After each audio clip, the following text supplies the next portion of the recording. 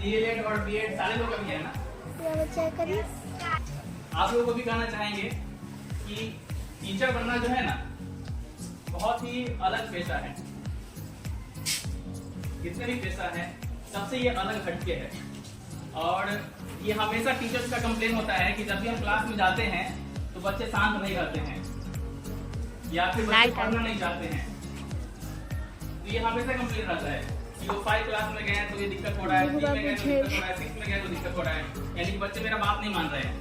तो इसका एक ही आसान सा तरीका है, आप मिल पाइएगा अच्छे से, दिल से मिल पाइएगा, तब आपको लगेगा कि बच्चे सारा बात समझ रहे हैं मेरा। जब आप बच्चों को समझने लगिएगा तो बच्चे भी आपको समझेंगे।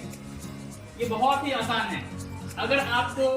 अगर ये छोड़ देते हैं, मेन पॉइंट यही है, अगर ये छोड़ देते हैं बाकी सब कुछ आप जानते हैं, कितना भी आप पढ़ लिए हैं या कितना भी अच्छा से पढ़ाना जानते हैं, अगर आप कितना भी अच्छा से पढ़ा रहे हैं तो वो कुछ नहीं होने वाला है, क्योंकि बच्चे पढ़ेंगे ही नहीं। क्योंकि सबसे पहला बात जो था कि आपको एक दूसरे से मिलना था, वो नहीं कर पाए।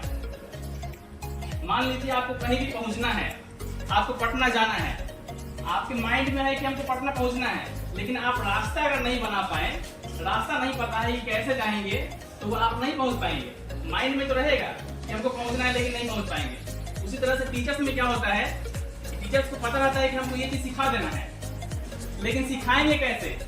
बच्चों से प्यार नहीं है तो कैसे सिखा पाएंगे? बच्चे सीखेंगे भी नहीं, क्योंकि उसको मतलब ही नहीं आपसे। पहले ये लगाव होना चाहिए बच्चों के प्रति, उसके बाद बच्चे भी आपको पसंद करेंगे।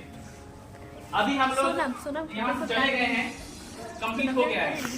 जब अभी भी आते हैं, हम लोग किसी क्लास में जाते हैं तो बच्चे इतना उत्साहित हो जाते हैं, इतना शोर करने लगते हैं खुशी से कि लगता है कि हाँ कुछ हम लोग यहाँ से कमा के गए हैं। हम लोग को पैसा तो नहीं मिला जैसे कि यहाँ के टीचर्स को मिलता है, लेकिन यही हम लोग प्यार कमा के गए हैं बच्चों का। बस आप लोग भी हैं तो आप लोग भी अपना पहचान लास्ट में जाएं तो एक पहचान अपना छोड़ के जाएं। टीचर्स बनना, शिक्षक बनना कितना मुश्किल होता है। जैसे माँ और पापा जो पेरेंट्स होते हैं, वो उनका बहुत ही ज्यादा जिम्मेदारी होता है। वो अगर अपने जिम्मेदारी से भागेंगे तो बच्चों का क्या होगा, फ्यूचर खराब हो जाएगा। इसी तरह से टीचर्स का भी बहुत ही ज्यादा जिम्मेदारी होता है।